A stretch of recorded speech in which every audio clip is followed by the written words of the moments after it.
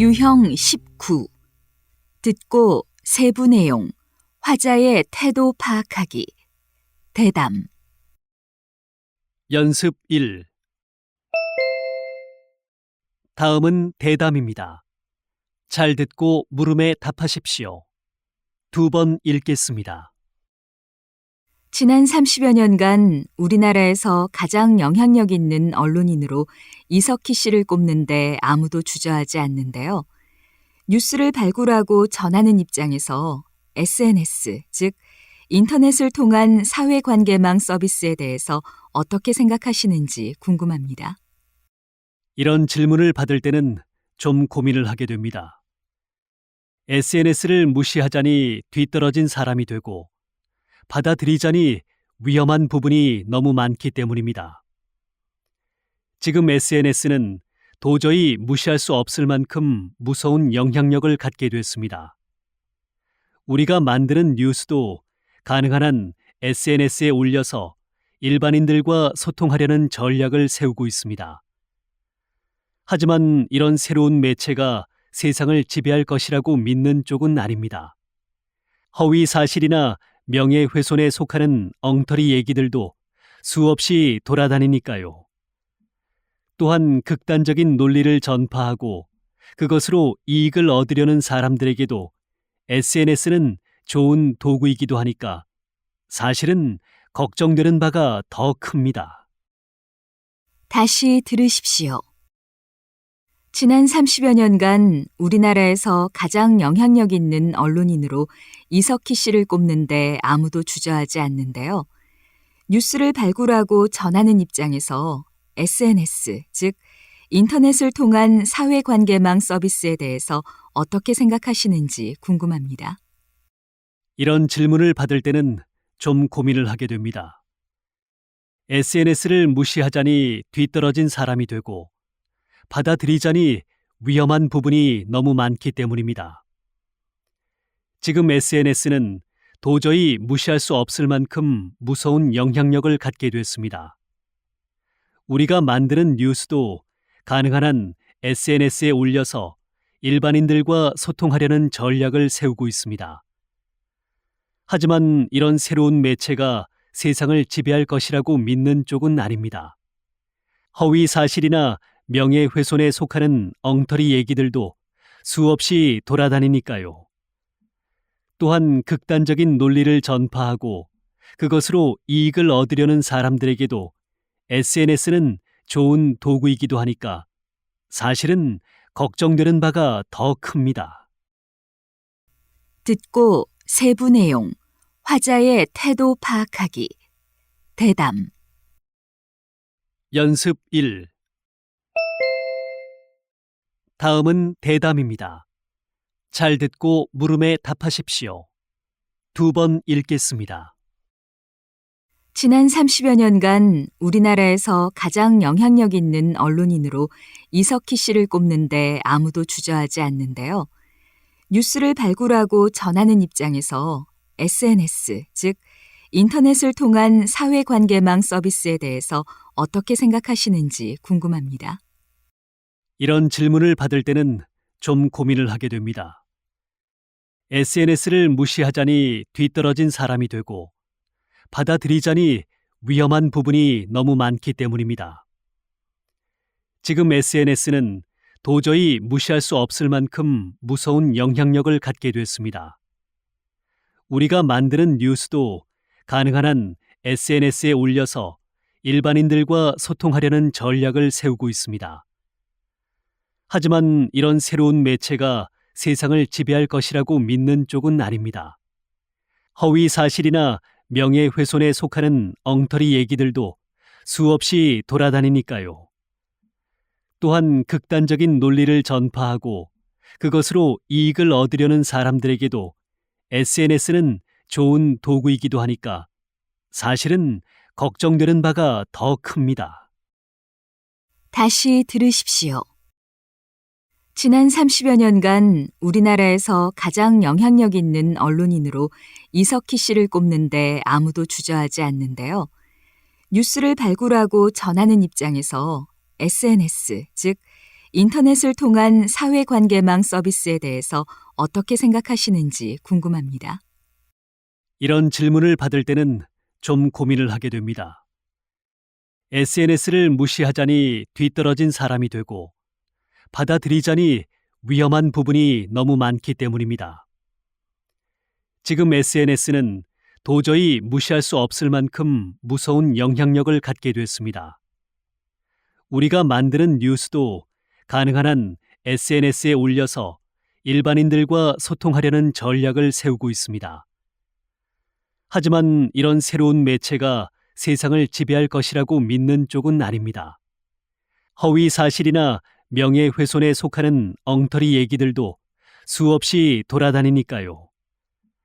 또한 극단적인 논리를 전파하고 그것으로 이익을 얻으려는 사람들에게도 SNS는 좋은 도구이기도 하니까 사실은 걱정되는 바가 더 큽니다. 연습 2.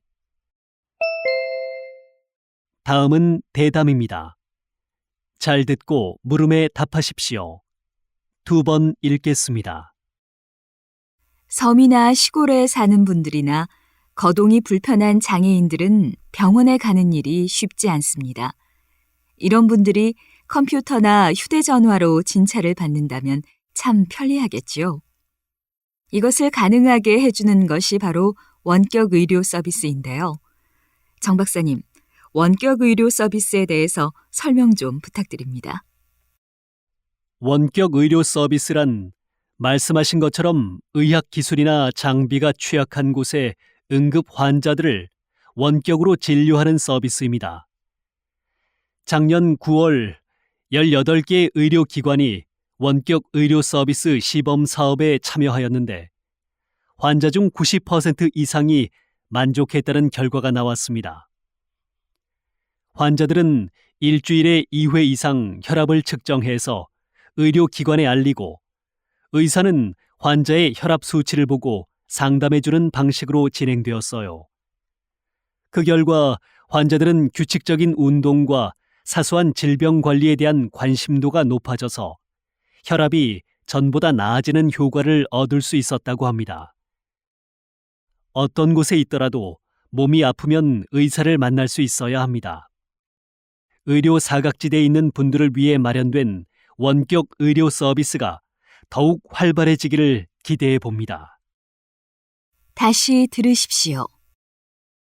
섬이나 시골에 사는 분들이나 거동이 불편한 장애인들은 병원에 가는 일이 쉽지 않습니다. 이런 분들이 컴퓨터나 휴대전화로 진찰을 받는다면 참 편리하겠지요. 이것을 가능하게 해주는 것이 바로 원격 의료 서비스인데요. 정 박사님, 원격 의료 서비스에 대해서 설명 좀 부탁드립니다.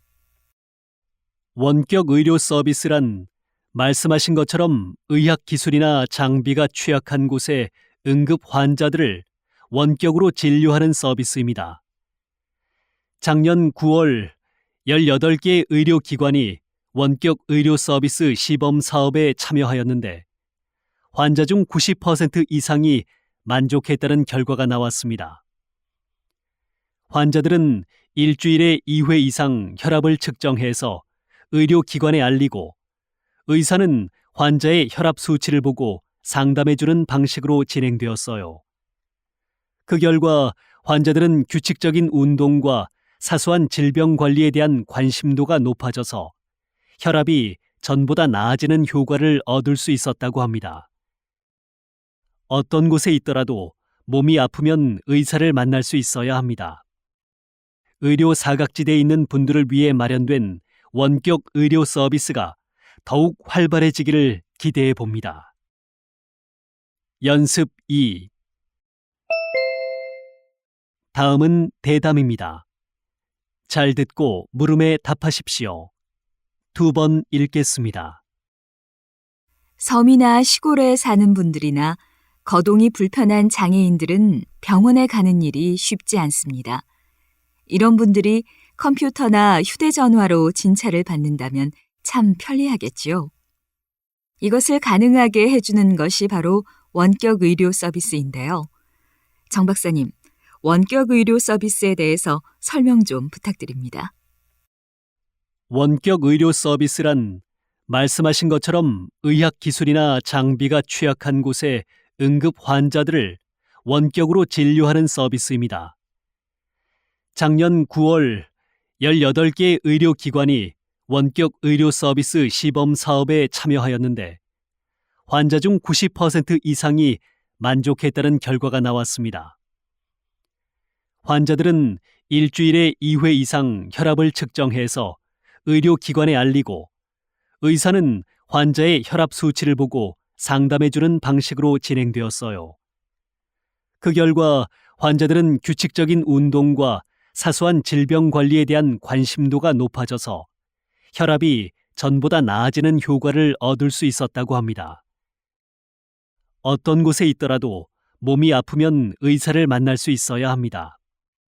의료 사각지대에 있는 분들을 위해 마련된 원격 의료 서비스가 더욱 활발해지기를 기대해 봅니다. 다시 들으십시오. 섬이나 시골에 사는 분들이나 거동이 불편한 장애인들은 병원에 가는 일이 쉽지 않습니다. 이런 분들이 컴퓨터나 휴대전화로 진찰을 받는다면 참 편리하겠지요.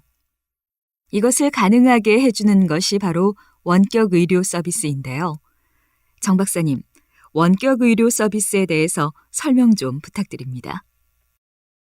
원격 의료 서비스란 말씀하신 것처럼 의학 기술이나 장비가 취약한 곳에 응급 환자들을 원격으로 진료하는 서비스입니다. 작년 9월 18개의 의료기관이 원격 의료 서비스 시범 사업에 참여하였는데 환자 중 90% 이상이 만족했다는 결과가 나왔습니다. 환자들은 일주일에 2회 이상 혈압을 측정해서 의료기관에 알리고 의사는 환자의 혈압 수치를 보고 상담해주는 방식으로 진행되었어요. 그 결과 환자들은 규칙적인 운동과 사소한 질병 관리에 대한 관심도가 높아져서 혈압이 전보다 나아지는 효과를 얻을 수 있었다고 합니다. 어떤 곳에 있더라도 몸이 아프면 의사를 만날 수 있어야 합니다. 의료 사각지대에 있는 분들을 위해 마련된 원격 의료 서비스가 더욱 활발해지기를 기대해 봅니다. 연습 3. 다음은 대담입니다. 잘 듣고 물음에 답하십시오. 2번 읽겠습니다. 최근에 아마존에 사는 식인 물고기가 국내 저수지에서 발견돼 결국 저수지의 물을 다 퍼내는 일까지 벌어진 사건이 있었습니다.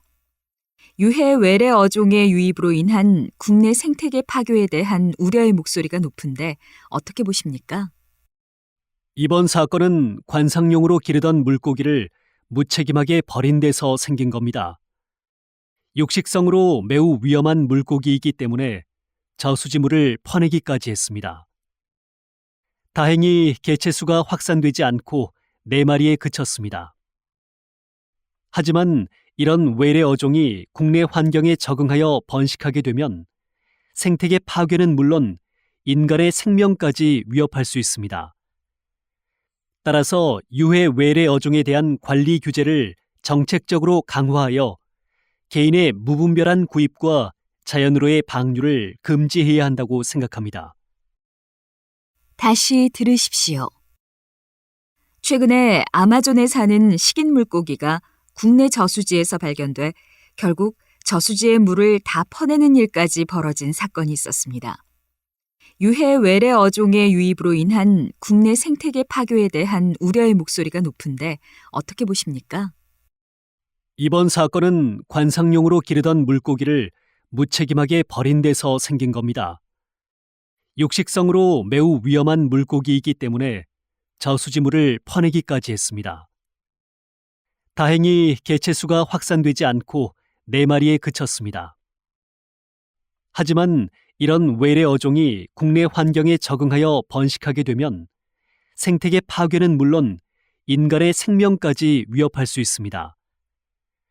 따라서 유해 외래 어종에 대한 관리 규제를 정책적으로 강화하여 개인의 무분별한 구입과 자연으로의 방류를 금지해야 한다고 생각합니다. 연습 3. 다음은 대담입니다. 잘 듣고 물음에 답하십시오. 2번 읽겠습니다. 최근에 아마존에 사는 식인 물고기가 국내 저수지에서 발견돼 결국 저수지의 물을 다 퍼내는 일까지 벌어진 사건이 있었습니다. 유해 외래 어종의 유입으로 인한 국내 생태계 파괴에 대한 우려의 목소리가 높은데 어떻게 보십니까? 이번 사건은 관상용으로 기르던 물고기를 무책임하게 버린 데서 생긴 겁니다. 육식성으로 매우 위험한 물고기이기 때문에 저수지물을 퍼내기까지 했습니다. 다행히 개체수가 확산되지 않고 4마리에 그쳤습니다. 하지만 이런 외래 어종이 국내 환경에 적응하여 번식하게 되면 생태계 파괴는 물론 인간의 생명까지 위협할 수 있습니다. 따라서 유해 외래 어종에 대한 관리 규제를 정책적으로 강화하여 개인의 무분별한 구입과 자연으로의 방류를 금지해야 한다고 생각합니다. 다시 들으십시오. 최근에 아마존에 사는 식인 물고기가 국내 저수지에서 발견돼 결국 저수지의 물을 다 퍼내는 일까지 벌어진 사건이 있었습니다. 유해 외래 어종의 유입으로 인한 국내 생태계 파괴에 대한 우려의 목소리가 높은데 어떻게 보십니까? 이번 사건은 관상용으로 기르던 물고기를 무책임하게 버린 데서 생긴 겁니다. 육식성으로 매우 위험한 물고기이기 때문에 저수지물을 퍼내기까지 했습니다. 다행히 개체수가 확산되지 않고 4마리에 그쳤습니다. 하지만 이런 외래 어종이 국내 환경에 적응하여 번식하게 되면 생태계 파괴는 물론 인간의 생명까지 위협할 수 있습니다. 따라서 유해 외래 어종에 대한 관리 규제를 정책적으로 강화하여 개인의 무분별한 구입과 자연으로의 방류를 금지해야 한다고 생각합니다. 연습 4. 다음은 대담입니다. 잘 듣고 물음에 답하십시오. 2번 읽겠습니다. 정의란 무엇인가라는 책이 국내에 소개된 후 우리나라에 인문학 책 읽기 열풍이 시작됐다고 해도 과언이 아닌데요. 대학에서 인문학의 위치는 어떻습니까? 인문학 열풍 속에서 대학에서의 인문학은 오히려 위기를 맞고 있습니다. 지난 5년간 전국 대학에서 사라진 인문 계열 학과 수가 400여 개라는 조사 결과가 나왔습니다. 이는 대학의 지적 토대가 무너지고 있음을 말해주는 것입니다. 기업에서는 인문학에 대한 필요성을 절감한다면서도 정작 인문학 전공자들의 채용을 꺼리는 모순을 드러내고 있습니다. 이런 현실을 반영하듯 대학에서는 취업이 잘 되는 학과를 키우고 취업이 힘든 인문학과는 축소시키고 있습니다. 인문학은 언어, 문학, 철학 등을 연구하는 학문으로서 이에 대한 이해 없이 사회가 유지되기 어렵습니다. 우리 사회와 지성의 근간이 되는 인문학 전공자들이 다양한 인문학적 상상력을 펼칠 수 있도록 정부, 기업, 대학 모두가 힘을 합쳐야 합니다.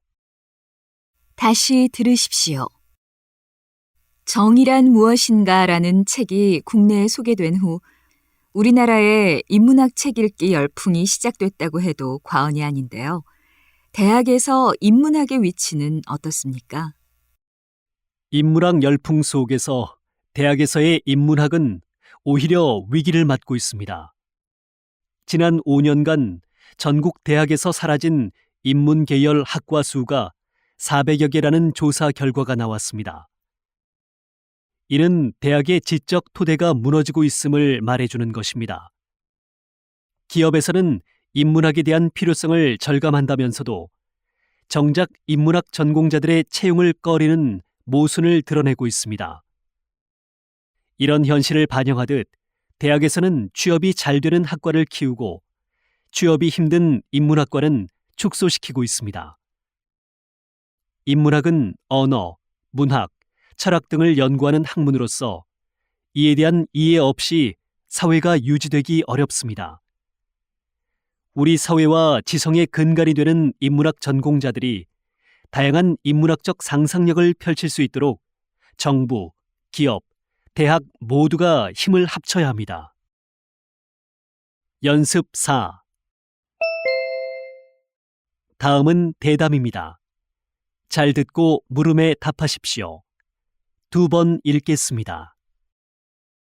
정의란 무엇인가라는 책이 국내에 소개된 후 우리나라에 인문학 책 읽기 열풍이 시작됐다고 해도 과언이 아닌데요. 대학에서 인문학의 위치는 어떻습니까? 인문학 열풍 속에서 대학에서의 인문학은 오히려 위기를 맞고 있습니다. 지난 5년간 전국 대학에서 사라진 인문 계열 학과 수가 400여 개라는 조사 결과가 나왔습니다. 이는 대학의 지적 토대가 무너지고 있음을 말해주는 것입니다. 기업에서는 인문학에 대한 필요성을 절감한다면서도 정작 인문학 전공자들의 채용을 꺼리는 모순을 드러내고 있습니다. 이런 현실을 반영하듯 대학에서는 취업이 잘 되는 학과를 키우고 취업이 힘든 인문학과는 축소시키고 있습니다. 인문학은 언어, 문학, 철학 등을 연구하는 학문으로서 이에 대한 이해 없이 사회가 유지되기 어렵습니다. 우리 사회와 지성의 근간이 되는 인문학 전공자들이 다양한 인문학적 상상력을 펼칠 수 있도록 정부, 기업, 대학 모두가 힘을 합쳐야 합니다. 다시 들으십시오. 정의란 무엇인가라는 책이 국내에 소개된 후 우리나라에 인문학 책 읽기 열풍이 시작됐다고 해도 과언이 아닌데요. 대학에서 인문학의 위치는 어떻습니까? 인문학 열풍 속에서 대학에서의 인문학은 오히려 위기를 맞고 있습니다. 지난 5년간 전국 대학에서 사라진 인문 계열 학과 수가 400여 개라는 조사 결과가 나왔습니다. 이는 대학의 지적 토대가 무너지고 있음을 말해주는 것입니다. 기업에서는 인문학에 대한 필요성을 절감한다면서도 정작 인문학 전공자들의 채용을 꺼리는 모순을 드러내고 있습니다. 이런 현실을 반영하듯 대학에서는 취업이 잘 되는 학과를 키우고 취업이 힘든 인문학과는 축소시키고 있습니다. 인문학은 언어, 문학, 철학 등을 연구하는 학문으로서 이에 대한 이해 없이 사회가 유지되기 어렵습니다. 우리 사회와 지성의 근간이 되는 인문학 전공자들이 다양한 인문학적 상상력을 펼칠 수 있도록 정부, 기업, 대학 모두가 힘을 합쳐야 합니다. 연습 5. 다음은 대담입니다. 잘 듣고 물음에 답하십시오. 2번 읽겠습니다. 치명적인 질병을 치료하는 방법 중 하나로 장기 이식이 있습니다. 기술의 발전으로 장기를 이식받은 수혜자의 생존율은 해를 거듭할수록 높아지고 있습니다. 한준희 교수님, 장기 이식에 대해 구체적으로 설명을 해주시겠습니까? 장기 이식은 인체의 조직이나 장기의 기능을 복원하려는 목적으로 기증자의 장기를 수혜자의 인체로 옮기는 것입니다. 위가 없다면 장으로 연결해서 살아갈 수 있습니다. 그러나 심장, 간, 신장이 제 기능을 하지 않으면 이를 대체할 장기가 없기 때문에 생명을 이어가기 힘듭니다. 이런 경우 장기 이식이 필요한데 장기를 이식받는 것은 쉬운 일이 아닙니다. 장기 기증자의 수가 수혜자의 수를 따라가기 힘들기 때문에 이식을 받기까지 대기 시간이 깁니다. 국내에서 장기를 이식받기까지 걸리는 시간은 평균 500일 정도입니다. 장기 이식을 기다리는 환자들은 시간이 갈수록 치명적인 합병증이 발생할 위험이 있기 때문에 생존율과 삶의 질이 떨어집니다. 따라서 이식 대기 시간을 줄이기 위해 장기 기증 문화가 활성화되어야 합니다. 다시 들으십시오. 치명적인 질병을 치료하는 방법 중 하나로 장기 이식이 있습니다. 기술의 발전으로 장기를 이식받은 수혜자의 생존율은 해를 거듭할수록 높아지고 있습니다. 한준희 교수님, 장기 이식에 대해 구체적으로 설명을 해주시겠습니까? 장기 이식은 인체의 조직이나 장기의 기능을 복원하려는 목적으로 기증자의 장기를 수혜자의 인체로 옮기는 것입니다. 위가 없다면 장으로 연결해서 살아갈 수 있습니다. 그러나 심장, 간, 신장이 제 기능을 하지 않으면 이를 대체할 장기가 없기 때문에 생명을 이어가기 힘듭니다. 이런 경우 장기 이식이 필요한데 장기를 이식받는 것은 쉬운 일이 아닙니다. 장기 기증자의 수가 수혜자의 수를 따라가기 힘들기 때문에 이식을 받기까지 대기 시간이 깁니다. 국내에서 장기를 이식받기까지 걸리는 시간은 평균 500일 정도입니다. 장기 이식을 기다리는 환자들은 시간이 갈수록 치명적인 합병증이 발생할 위험이 있기 때문에 생존율과 삶의 질이 떨어집니다. 따라서 이식 대기 시간을 줄이기 위해 장기 기증 문화가 활성화되어야 합니다. 연습 5. 다음은 대담입니다. 잘 듣고 물음에 답하십시오. 2번 읽겠습니다. 치명적인 질병을 치료하는 방법 중 하나로 장기 이식이 있습니다. 기술의 발전으로 장기를 이식받은 수혜자의 생존율은 해를 거듭할수록 높아지고 있습니다. 한준희 교수님, 장기 이식에 대해 구체적으로 설명을 해주시겠습니까? 장기 이식은 인체의 조직이나 장기의 기능을 복원하려는 목적으로 기증자의 장기를 수혜자의 인체로 옮기는 것입니다. 위가 없다면 장으로 연결해서 살아갈 수 있습니다. 그러나 심장, 간, 신장이 제 기능을 하지 않으면 이를 대체할 장기가 없기 때문에 생명을 이어가기 힘듭니다. 이런 경우 장기 이식이 필요한데 장기를 이식받는 것은 쉬운 일이 아닙니다. 장기 기증자의 수가 수혜자의 수를 따라가기 힘들기 때문에 이식을 받기까지 대기 시간이 깁니다. 국내에서 장기를 이식받기까지 걸리는 시간은 평균 500일 정도입니다. 장기 이식을 기다리는 환자들은 시간이 갈수록 치명적인 합병증이 발생할 위험이 있기 때문에 생존율과 삶의 질이 떨어집니다. 따라서 이식 대기 시간을 줄이기 위해 장기 기증 문화가 활성화되어야 합니다. 다시 들으십시오. 치명적인 질병을 치료하는 방법 중 하나로 장기 이식이 있습니다. 기술의 발전으로 장기를 이식받은 수혜자의 생존율은 해를 거듭할수록 높아지고 있습니다. 한준희 교수님, 장기 이식에 대해 구체적으로 설명을 해주시겠습니까? 장기 이식은 인체의 조직이나 장기의 기능을 복원하려는 목적으로 기증자의 장기를 수혜자의 인체로 옮기는 것입니다. 위가 없다면 장으로 연결해서 살아갈 수 있습니다. 그러나 심장, 간, 신장이 제 기능을 하지 않으면 이를 대체할 장기가 없기 때문에 생명을 이어가기 힘듭니다. 이런 경우 장기 이식이 필요한데 장기를 이식받는 것은 쉬운 일이 아닙니다. 장기 기증자의 수가 수혜자의 수를 따라가기 힘들기 때문에 이식을 받기까지 대기 시간이 깁니다. 국내에서 장기를 이식받기까지 걸리는 시간은 평균 500일 정도입니다.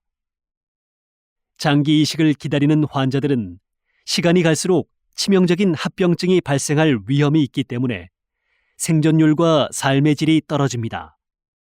따라서 이식 대기 시간을 줄이기 위해 장기 기증 문화가 활성화되어야 합니다.